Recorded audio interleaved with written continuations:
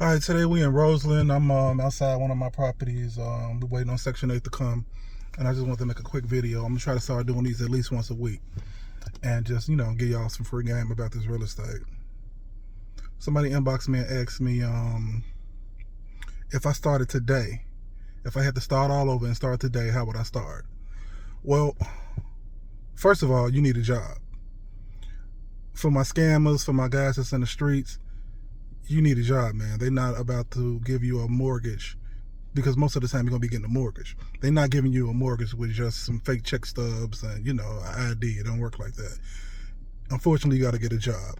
If you don't want to get a job and you just super against getting a job, your wife needs to have a job. You could just put it in her name, and and y'all just do it that way. When I say wife, that's why I didn't say girlfriend. I mean wife. I had situations where I had a girlfriend and I tried to put something in their name. As soon as y'all fall out, they take the fucking property from you. You don't want that to happen. So, what I would do is I would have a job. I would get me a little job, at least making $50,000 a year, at least. Because what they're going to want when you go apply for these mortgages, first thing you do is go get a pre-approval letter. And the first thing that they're going to be looking for is they want to see your recent check stubs. They want to see your recent bank statements. They want to see your last 2 years tax returns. And that's basically it. They want your credit score to be around 640. And those are the things that they're going to be looking for. So if you don't have a job, they're not giving you no mortgage.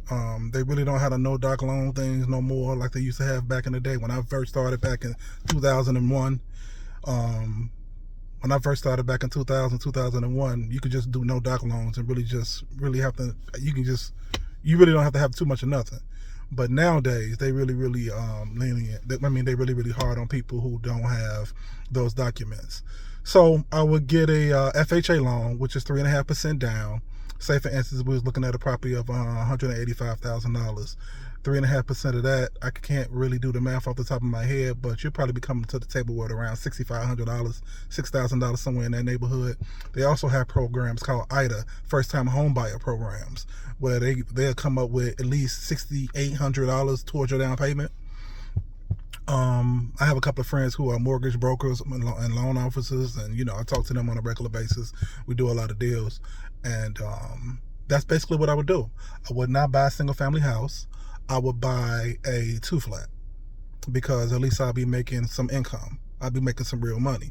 I'll be looking for a 2-flat that had like 3-bedroom apartments on the first floor, 3-bedroom apartments on the second floor, and I would rent those both out Section 8. 3 bedrooms, they could probably give you around $1,300, that's $2,600 a month. I'd be looking for my mortgage to be probably around $1,000, $1,200, somewhere in that neighborhood.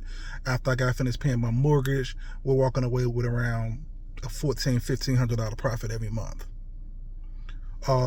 That's what I would do if I just got started, if I had to start today. And the good thing is tax time is coming around, and a lot of people take their income tax checks and they go buy designer, their Louis Vuitton, their Neiman Marcus, their Gucci. What I would do is I would take that tax money, and that would be my down payment on my property. That's what I used to do. When I was 21 years old, when I had my little job, I would take that $6,000, $7,000 income tax check, and I would go buy a building almost every year with that money. And versus just blowing it on a car or blowing it on something stupid like some clothes or some dumb shit like that, I would just use that money and I would go buy a building every year. And that's really how I got started. Honestly, to tell you the truth, that's really how I got started. When I was talking about in the last video, when I was talking about, oh yeah, well, I spent $100,000, I didn't spend $100,000 cash. That was money that I got from a mortgage. So that's really the way. You got to get a mortgage. So that's my message for this week. Real Estate 101. I'm going to probably be sitting here for the next couple of hours waiting on Section 8. And y'all have a good week.